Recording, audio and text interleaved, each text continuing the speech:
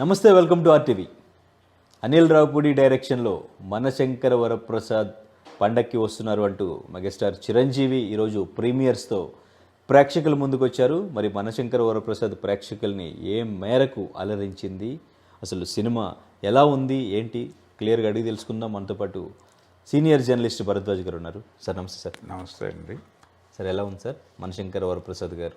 మనశంకర వరప్రసాద్ గారు చిరంజీవి గారి సినిమా లాగానే ఉంది. అంతకు మించి ఏమీ ఎక్స్పెక్ట్ చేయకూడదు ఈ సినిమా మీద. అలాగే అనిల్ రావిపూడి కూడా టోటల్గా ప్రమోషనల్ యాక్టివిటీలో ఎప్పుడూ ఎక్కడా కూడా ఇందులో ఏ రకమైనటువంటి సందేశాలు ఇవ్వటం లేదు అనే చెప్పాడు. ఇస్తున్నట్టుగా కూడా ఎక్కడా చెప్పలేదు. అంటే ఆయన ఇంతకుముందు బాలకృష్ణ గారితో సినిమా చేశాడు, భగవంత్ కేసరి. అందులో కొంచెం ఎమోషనల్ డ్రామా అది ఉంది, కొంత సందేశాత్మకమైనటువంటి వ్యవహారం, ఆ గొడవంతా ఉంది. కానీ అలాంటివి ఏవి పెట్టుకోలేదు ఇందులో. ఫ్లాట్గా చిరంజీవి గారి సినిమా ఒక వింటేజ్ హీరోతో ఎలాంటి సినిమా చేయాలో అలా ఎంటర్టైన్ చేసుకుంటూ వెళ్ళిపోయాడు. ఎక్కడా కూడా ఏ రకమైన బలమైనటువంటి కాన్ఫ్లిక్ట్లు కూడా ఫిక్స్ చేయలేదు. అలాగే విలన్ ట్రాక్ కూడా ఏదో భారీ సెటప్తో అనుకోలేదు. చాలా అది కూడా లైటర్ వెన్లోనే వెళ్ళిపోతుంది. సినిమా మొదలైన తర్వాత అలా చిరంజీవి మీదుగా నడుస్తూ చిరంజీవికి ఆ ఏజ్కి అనుకూలంగా కథ, అనుకూలంగా సంఘటనలు జరుగుతూ వెళ్ళిపోతాయి. అంతకు మించి ఏమీ లేదు. చిరంజీవి గారు సరదాగా చేసాడు అంతే ఈ క్యారెక్టరు. అలాగే అనిల్ రావిపూడి చెప్పిన సన్నివేశాన్ని ఆయన ఓన్ చేసుకుని తనదైనటువంటి స్టైల్లో నడిపేశాడు. చిరంజీవి గారిని ఎలా చూడాలనుకున్నారంటే ఆయన మీద ఎంటర్టైనింగ్ హీరోయిజం అనేది బాగా నడుస్తుంది. అది గతంలోనే ప్రూవ్డ్. అది మళ్ళీ ఒకసారి హోల్సమ్గా చూపించాడు అంతే. అంతకుమించి ఏమీ లేదు. ఈ సినిమా కథ కూడా చాలా పాత సినిమాలని గుర్తు చేసే కథే.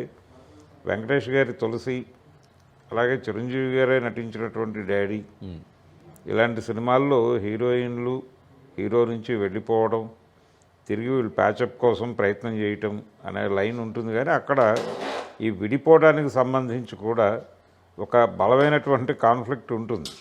అలాంటిది ఏదో డిజైన్ చేసే ప్రయత్నం కూడా ఏం చేయలేదు. అలాగే విలన్కి హీరోకి మధ్య ఏదో బలమైన కాన్ఫ్లిక్ట్ బిల్డ్ చేసే ప్రయత్నం కూడా చేయలేదు. ప్రతిదీ అలా వెళ్ళిపోతుంది, అంటే పాసాన్ లాగానే ఉంటుంది. ఇతను ప్రధానంగా దృష్టి పెట్టింది చిరంజీవి గారి డైలాగులతో జనాల్ని నవ్వించవలెను అనేది ఒక్కటే పెట్టుకున్నాడు.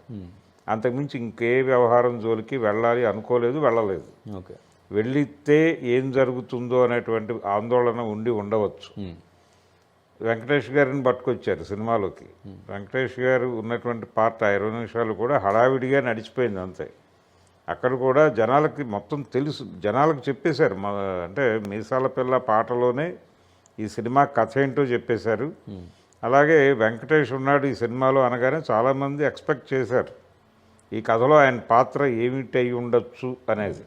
ఆ ఎక్స్పెక్ట్ చేసిన రేంజ్లోనే ఉంది అది. అంతకుమించి అంటే ఆయన చేయగలిగిన పాత్ర చేయగలిగిన పాత్ర కాదండి.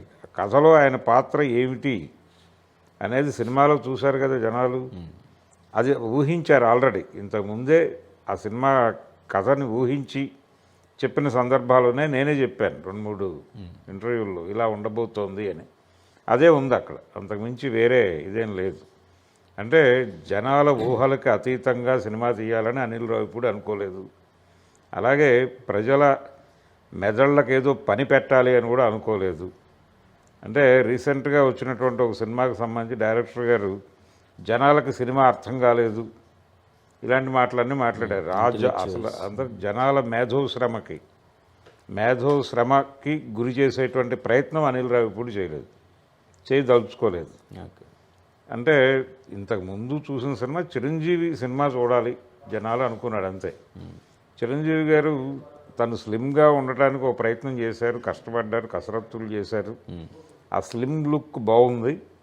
కాకపోతే ఈ స్లిమ్ లుక్ అనేది కాకుండా ఆయన మామూలుగా బోల్డ్గా వెళ్ళిపోవచ్చు. ఆ ఏజ్ మేరకు ఆయన ఇంకొంచెం బాడీ చేసినా కానీ పెద్ద ఇబ్బంది కాదు, జనాలు క్యారీ అయిపోతారు. అయితే ఈ సినిమా చూసిన తర్వాత నాకు కలిగినటువంటి ఇదేంటంటే ఫర్దర్గా ఆయనతో ఎమోషనల్ సినిమాలు చేస్తే ఏదైనా ప్రమాదం సంభవించే అవకాశం ఉందా అనే భయం, ఓకే. ఆందోళన కలిగింది. అంటే నెక్స్ట్ సినిమాలు ఉన్నాయి ఆయనవి. శ్రీకాంత్ ఓజలతో ఒక ఎమోషనల్ మూవీ అయి ఉండొచ్చు అది. అలాగే వెంకీ అట్లూరితో కూడా ఒక కమిట్మెంట్ ఉంది అనేది ఒక వార్త ఉంది. అవి ఎంతవరకు మెటీరియలైజ్ అవుతాయి సెట్స్ మీదకి వెళ్ళే వరకు చెప్పలేము. కానీ వాళ్ళు కూడా కొంచెం అంటే వింటేజ్ లుక్లోనే వెళ్ళిపోవాలి.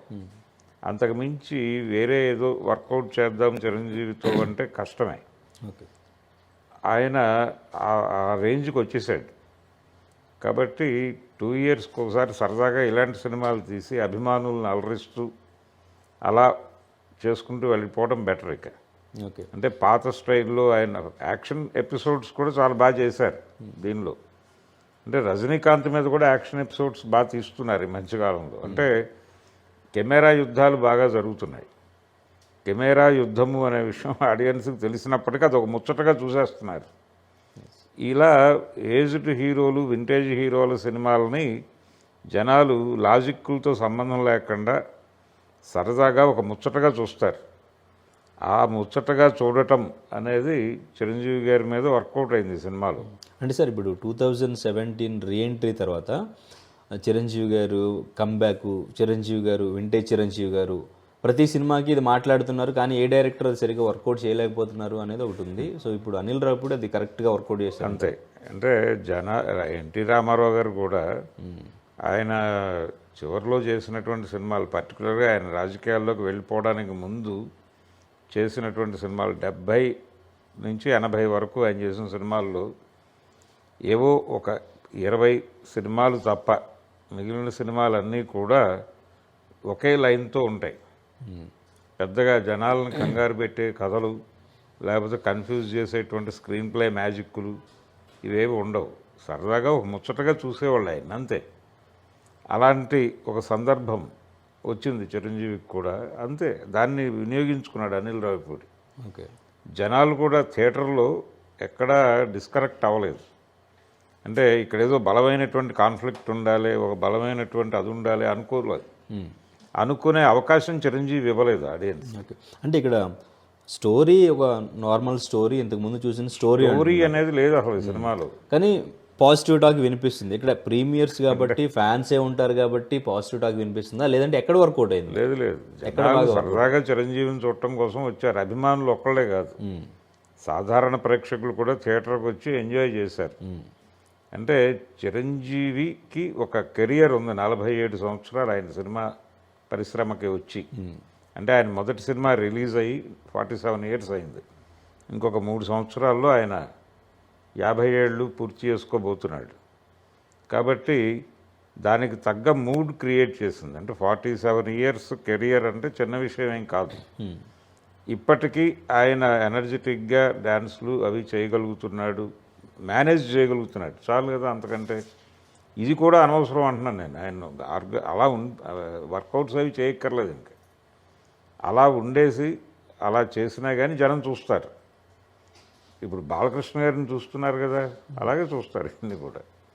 ఈయన కొంచెం అంటే తను తెర మీద ఎలా కనిపించాలి అనే దానిలో ఆయనకి కొన్ని ఇవి ఉన్నాయి, రెస్ట్రిక్షన్స్ ఉన్నాయి. అందుకని వర్కౌట్స్ చేసి తను ఇప్పటికీ ఫిట్గా ఉండి యంగ్ హీరోలకు పోటీ ఇవ్వాలి, ఇలాంటి ఒక ఇది ఉంది. కానీ అంత చేయక్కర్లేదు. జనాలు ఆయన దగ్గర నుంచి అదేదో కోరుకోవడం లేదు. ఆయన తెర మీద సరదాగా కనిపిస్తే చాలు అనుకుంటున్నారు. ఆ మూడ్ అర్థం చేసుకున్నాడు అనిల్ రావిపూడి. ఓకే. అర్థం చేసుకుని ఈ సినిమాని అలాగే చేశాడు. అంతకుమించి బాలకృష్ణ గారికి ఒక సీరియస్ సబ్జెక్టు ఎలా అయితే యాప్ట్ అవుతుందని ఆయనతో ఆ సబ్జెక్ట్ చేశారో, ఇక్కడ ఈయనతో కామెడీ వర్కౌట్ అవుతుంది అనేది అంతే. కామెడీ గట్టిగా వర్కౌట్ చేశారు. చిరంజీవి సినిమా అంతే. చిరంజీవిని ముచ్చటగా చూడాలనుకున్నారు జనాలు, ఆ ముచ్చటగా చూపించాడు అంతే. ఇదే వర్కౌట్ అవుతుంది సినిమాకి. ఓకే. సో అభిమానులు ఒక్కళ్ళే ఎంటర్టైన్ అవ్వలేదు, చాలామంది అన్ని ఏజ్ గ్రూప్స్ వాళ్ళు వచ్చారు థియేటర్కి. ఓకే. అందరూ బయటకు వచ్చేటప్పుడు బాగుంది సినిమా, సరదాగా ఉంది అని అనుకున్నారు తప్ప, అంటే ఎక్కడ కూడా విలన్ ట్రాక్ కానీ లేకపోతే వాళ్ళ మధ్య వచ్చేటువంటి ఎక్కడ సీరియస్ వ్యవహారం లేదు సినిమాలో. ప్రతిదీ తెలిసిన విషయమే, తెలిసిన కథని కొత్తగా జనాలు ఫీల్ అయ్యేలాగా నడిపాడు అంతే. అంతకుమించి వేరే మ్యాజిక్లు మేధోశ్రమలు ఏమీ లేవు. ఓకే. అంటే సెలబ్రేటివ్ మూడ్లో పండక్కి సరదాగా వెళ్ళి థియేటర్లో కూర్చుని కాసేపు నవ్వుకుని వస్తారు. చిరంజీవి గారి అంటే ఆయన ఆ సన్నివేశాన్ని వంట పట్టించుకుని ఆయన తను ఓన్ చేసుకుని చేసేటువంటి స్టైల్ ఒకటి ఉంటుంది. అది ఈ సినిమాలో చాలా సన్నివేశాలు ఆయన రాసుకున్న దానికంటే ఈయన చాలా ఎన్హాన్స్ చేశాడు.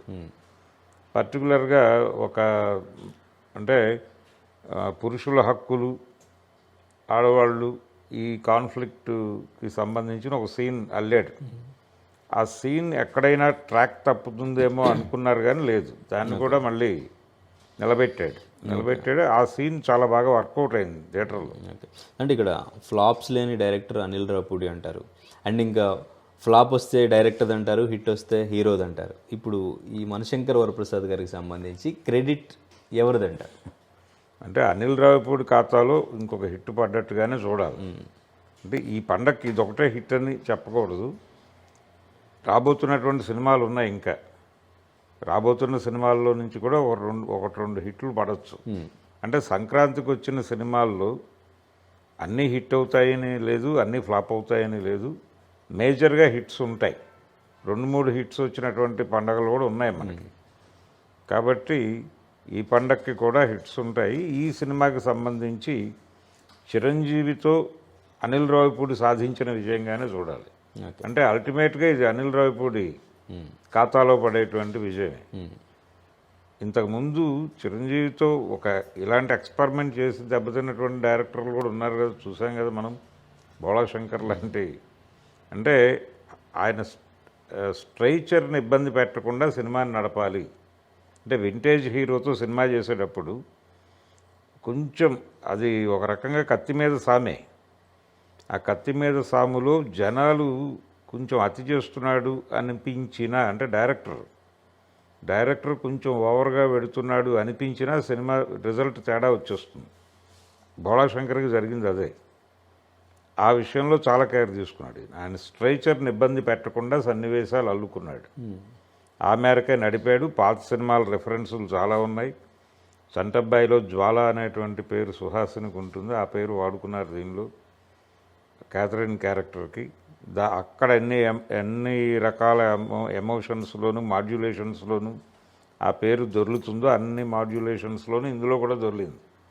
అలాగే శశిరేఖ అనేటువంటి హీరోయిన్ పేరు కూడా అత్తకి యముడు అమ్మాయికి మొగుడు నుంచి తీసుకొచ్చి పెట్టిన పేరు. అందులో ఆ సీన్ ఒకటి ఉంటుంది, ఆయన కొంచెం తాగేసి నా ముక్కు మీద వేలు పెట్టి నువ్వు పోలీసులకు పట్టిస్తావా అనే సీన్ ఉంటుంది. ఆ ఎమోషన్ ఉండే సన్నివేశాన్ని ఇక్కడ అల్లారు. అది గుర్తొస్తుంది జనాలకు. ఆ షాట్ చూడగానే ఒక్కసారి అలా గుర్తొచ్చేటువంటి సన్నివేశాలు చాలా ఉన్నాయి. అలా గుర్తు రావటం కోసమే అల్లారు. ఇవన్నీ జనాలకు సరదాగా అనిపించినాయి అంతే. ఓకే. చిరంజీవి గారి పాటలు వాడారు, అలాగే రజనీకాంత్ గారి పాట వాడారు సినిమాలు.